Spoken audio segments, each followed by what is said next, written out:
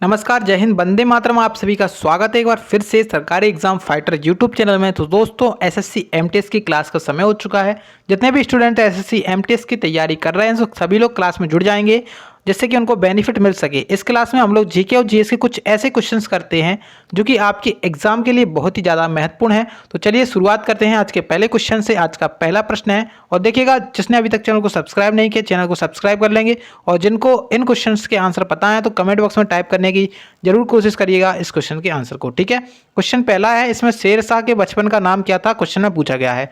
जो शेर शाह है इसके बचपन का नाम क्या था, बहुत ही ज़्यादा महत्वपूर्ण है।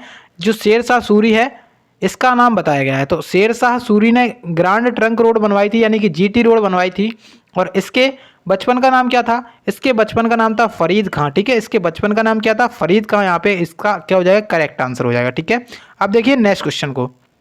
नेक्स्ट क्वेश्चन आपसे कह रहा है, इस क्वेश्चन में कह रहा है कि सी ऑफ ट्विंक्लिटी, क्या कह रहे हैं, सी ऑफ ट्रिक्विलिटी ट्रॉयक्लिटी क्या कहलाता है। जो सी ऑफ ट्रॉयक्लिटी है ये क्या कहलाता है, क्विलिटी क्या कहलाता है, सी ऑफ ट्रॉयक्लिटी।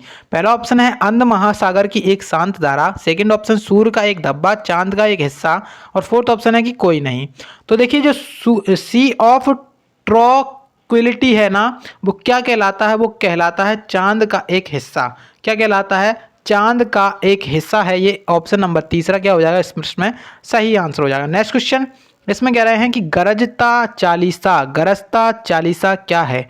तो गरजता चालीसा क्या है, पहला ऑप्शन है उत्तरी गोलार्ध की तेज गति से पछुआ हवा, सेकंड ऑफ दक्षिणी गोलार्ध की तेज गति से पछुआ हवा, थर्ड ऑप्शन है आर्कटिक क्षेत्र का बर्फीला तूफान, आर्कटिक क्षेत्र का बर्फीला तूफान। देखिए, इसके बारे में बात करें अगर गरजती चालीसा, तो गरजती चालीसा क्या होती हैं, हवाओं का नाम होता है। ठीक है, हवाओं का क्या होता है, नाम होता है।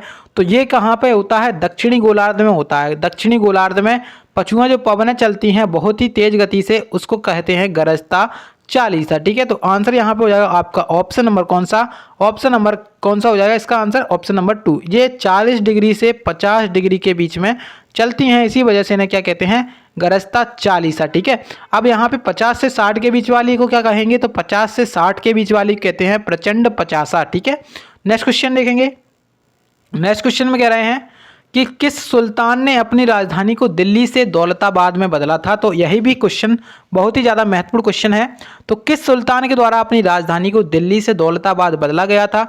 आपके पास ऑप्शन सामने हैं, तो आप लोगों को आंसर पता है तो आंसर लगा सकते हैं। देखिए, जो अपने सुल्तान थे, कौन से सुल्तान थे, आंसर यहाँ पे हो जाएंगे अपने मोहम्मद तुगलक। कौन थे, मोहम्मद बिन तुगलक थे।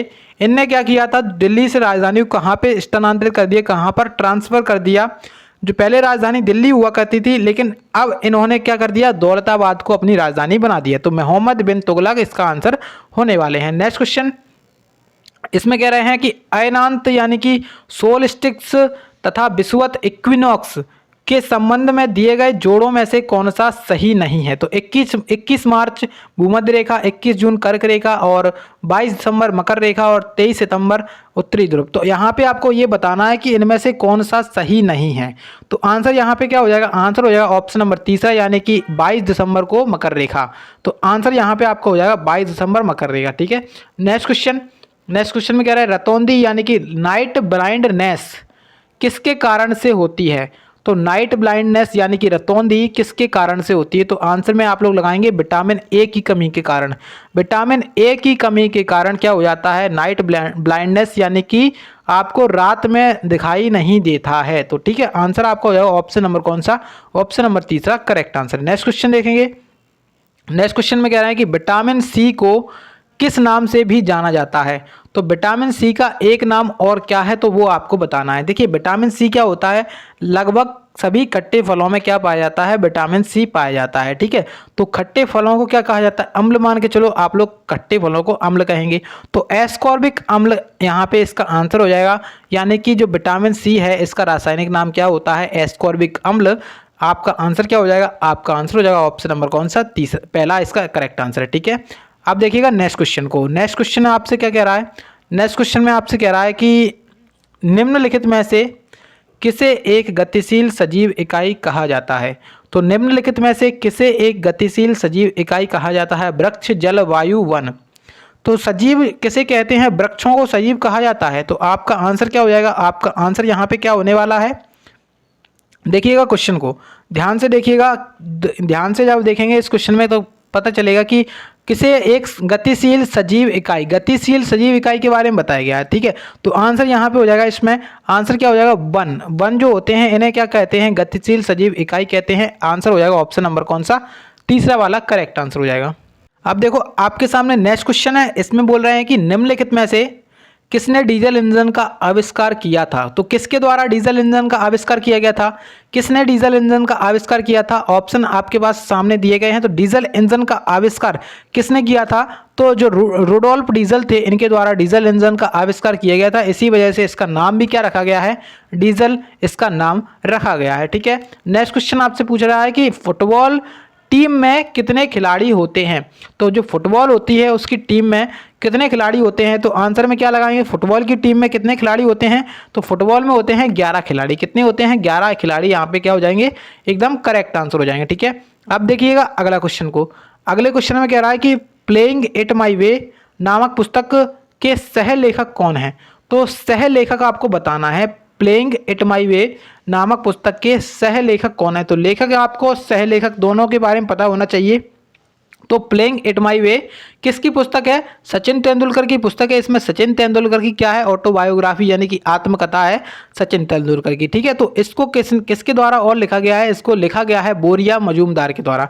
यानी कि दोनों इसके लेखक हैं, सचिन तेंदुलकर और बोरिया मजूमदार सह लेखक हैं। ठीक है, तो आंसर हो जाएगा आपका ऑप्शन नंबर कौन सा, ऑप्शन नंबर आपका पहला इसका क्या हो जाएगा, करेक्ट आंसर है। अब देखिएगा नेक्स्ट क्वेश्चन को। नेक्स्ट क्वेश्चन में आपसे कह रहे हैं कि निम्नलिखित में से भारत का कौन सा बायोस्फीयर रिजर्व विश्व बायोस्फीयर रिजर्व नेटवर्क में शामिल नहीं है। तो आपका ऐसा आंसर कौन सा हो जाएगा यहाँ पे, मतलब भारत का ऐसा कौन सा बायोस्फीयर रिजर्व है जो विश्व बायोस्फीयर रिजर्व नेटवर्क में शामिल नहीं है। तो मानस, नीलगिरी, मन्नार की खाड़ी और नन्दा देवी। तो आप लोग अगर होते तो आंसर क्या लगाते, आंसर लगाएंगे यहाँ पे क्या, मानस। मानस जो अब रिजर्व है वो कहाँ पर है, मानस रिजर्व कहाँ पर है, मानस आपका यहाँ पे कहाँ पर है, मानस रिजर्व। मानस रिजर्व अपना कहाँ पे, असम में। ठीक है, मानस काजीरंगा, मानस भी है, काजीरंगा भी है, डिब्रू सैखोवा भी है। तो मानस बायोस्फीयर रिजर्व एक ऐसा रिजर्व है जो कि विश्व नेटवर्क में शामिल नहीं है। नेक्स्ट क्वेश्चन देखेंगे, इसमें कह रहे हैं कि कृषि का विकास निम्नलिखित में से किस पंचवर्षीय योजना की प्राथमिकताओं में सबसे ऊपर था। तो देखिए सीधा सीधा क्वेश्चन ये है कि किस पंचवर्षीय योजना में कृषि के ऊपर, कृषि के विकास के ऊपर ज़्यादा ध्यान दिया गया है। तो क्वेश्चन सीधा सीधा ये है। तो तीसरी पंचवर्षीय योजना थी, कौन सी थी, तीसरी पंचवर्षीय योजना थी 1961 से लेकर के, कब, 1961 से लेकर के, तीसरी पंचवर्षीय योजना कब हुई थी, 1961 से लेकर के 66 तक हुई थी। ठीक है, तो यहाँ पे इसमें कृषि के विकास के ऊपर ज़्यादा फोकस किया गया था। ठीक है, अब देखो आपके सामने नेक्स्ट क्वेश्चन है और इसमें पूछा गया है कि निम्नलिखित में से कौन सी पंचवर्षीय योजना केवल 4 वर्ष की थी। तो सबसे पहले यहाँ पे 4 वर्ष वाली पंचवर्षीय योजना कौन सी थी। तो इसका आंसर क्या हो जाएगा, आंसर यहाँ पे आपका हो जाएगा, इस क्वेश्चन का क्या आंसर हो जाएगा, इस क्वेश्चन में जो अपनी 5वीं पंचवर्षीय योजना थी, 5वीं पंचवर्षीय योजना थी वो केवल और केवल कितने वर्ष चली थी, 4 वर्ष चली थी। ठीक है, नेक्स्ट क्वेश्चन आपसे पूछा गया है कि भारत की प्रथम महिला शासिका कौन थी। तो भारत की जो पहली महिला शासक थी उसका नाम था रजिया सुल्तान, सभी लोग जानते हैं, बहुत ही आसान क्वेश्चन है। ठीक है, तो रजिया सुल्तान इसका आंसर हो जाएगा। नेक्स्ट क्वेश्चन देखेंगे, नेक्स्ट क्वेश्चन में आपसे क्या कह रहा है, नेक्स्ट क्वेश्चन में आपसे क्या कह रहा है, नेक्स्ट क्वेश्चन में कह रहा है कि निम्नलिखित में से कौन से ग्रह को पृथ्वी का जुड़वा भी कहा जाता है। तो जो पृथ्वी का जुड़वा यानी कि पृथ्वी का जुड़वा ग्रह किस ग्रह को कहा जाता है, तो शुक्र ग्रह को कहा जाता है। आंसर आपका हो जाएगा शुक्र ग्रह।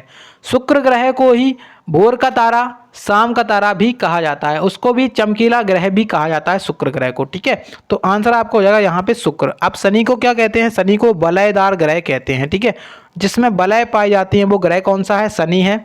बृहस्पति सौरमंडल का सबसे बड़ा ग्रह है और जो अपना बुध है वो सौरमंडल का सबसे छोटा ग्रह है। बृहस्पति सबसे बड़ा और सौरमंडल का सबसे छोटा ग्रह कौन सा हो जाएगा, बुध हो जाएगा, सौरमंडल का सबसे छोटा ग्रह। देखिए अब नेक्स्ट क्वेश्चन इसमें कह रहा है कि दी विंड फॉल के लेखक या फिर लेखिका कौन है। तो द विंड फॉल एक पुस्तक है, इसके लेखक कौन है, तो इसके लेखक कौन है, इसके लेखक हैं दीक्षु बासु। कौन है इसके लेखक, इसके लेखक हैं दीक्षा बासु। आपका आंसर हो जाएगा ऑप्शन नंबर कौन सा, आंसर हो जाएगा ऑप्शन नंबर सी वाला। ठीक है, आंसर हो जाएगा ऑप्शन नंबर सी वाला, इसका करेक्ट आंसर है। ठीक है, तो यहाँ पे अब नेक्स्ट क्वेश्चन देखते हैं। इसमें कह रहा है कि डाइट किस देश की संसद का नाम है। तो डाइट किस देश की संसद का नाम है, तो डाइट कहाँ पे होती है, जापान में होती है। आप इस तरीके से याद कर सकते हैं, ठीक है। डाइट आप कहाँ पे करते हैं, मतलब कहाँ के लोग ज़्यादा डाइट पर रहते हैं, जापान के लोग ज़्यादा डाइट पर रहते हैं। तो डाइट हो गई अपने जापान की संसद का नाम, ठीक है। नेक्स्ट क्वेश्चन देखेंगे। यहाँ पे नेक्स्ट में आपसे बोल रहे हैं कि इराक की मुद्रा क्या है। तो इराक की मुद्रा का नाम क्या है, इराक की जो मुद्रा है इसका नाम है इराकी दीनार। क्या नाम है इसका, इराकी दीनार हो जाएगा यहाँ पे आपका क्या, एकदम करेक्ट आंसर, ठीक है। तो यहाँ पे आज के क्वेश्चन हो चुके हैं कंप्लीट। अगर आपको वीडियो अच्छी लगी है तो लाइक करिएगा। इसी प्रकार के वीडियोस के लिए आप लोग मेरे चैनल को सब्सक्राइब कर सकते हैं इसी प्रकार के वीडियोस के लिए।